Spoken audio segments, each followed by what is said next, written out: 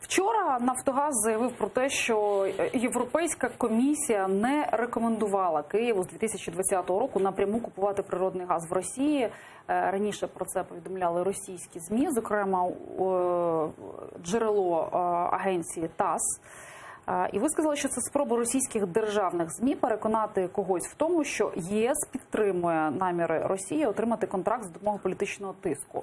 Звідки така впевненість? Тут лінгвістичне питання. Ми спростували інформацію про те, що вони рекомендували. Бо коли ви кажете, що Єврокомісія не рекомендувала, воно може звучати так, що вони нам сказали, не купуйте газ у росіян. Тисла на Україну, щоб Україна погодилася? Ні. Тут нещастя, але це наша свідома політика. І ми були успішні в реалізації цієї політики, що в нас була консолідована позиція з європейцями. До речі, ми жодної пропозиції «Газпрому» від себе не робили. Ті два варіанти, які розглядалися, вони були запропоновані Марошем Шефчовичем, це віце-президент Єврокомісії. Тобто ми зробили так, що в нас повністю консолідована позиція з європейцями. Європейці навіть формально ініціюють певні варіанти, ми з ними погоджуємося, російська сторона не погоджується. Ці варіанти стосуються виключно транзиту, у повній відповідності до європейських правил. Щодо, наприклад, купівлі газу, вони кажуть, дивіться, у вас є ринок в Україні, щодо оптового ринку в нас існує більш-менш ефективний оптовий ринок. За європейськими правилами будь-хто може продавати газ на цьому ринку. У нас немає навіть обмежень для російських компаній, але там і європейські компанії вже торгують на цьому ринку. Тому і «Газпром» напряму, і ми кажемо, ми тільки заохочуємо «Газпром» продавати газ на україно-російському кордоні, щоб європейські компанії могли продавати цей газ в Україні.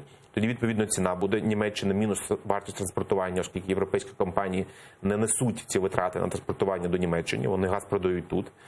І, по-друге, європейські компанії зможуть бронювати потужності української ГТС для того, щоб цей газ транзитувати в Європу. Тобто для нас це найкраща ситуація. Для європейців найкраща ситуація. І, в принципі, для «Газпрому» з комерційної точки зору це теж приваблива пропозиція. Вони отримують кошти за газ.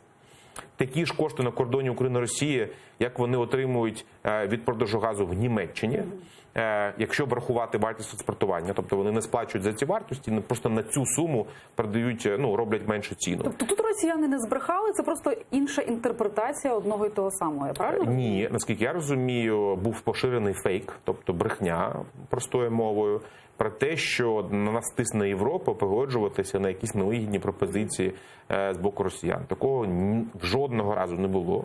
Я особисто беру участь у всіх консультаціях, тристоронніх зустрічах, зустрічаюся додатково в двосторонньому форматі.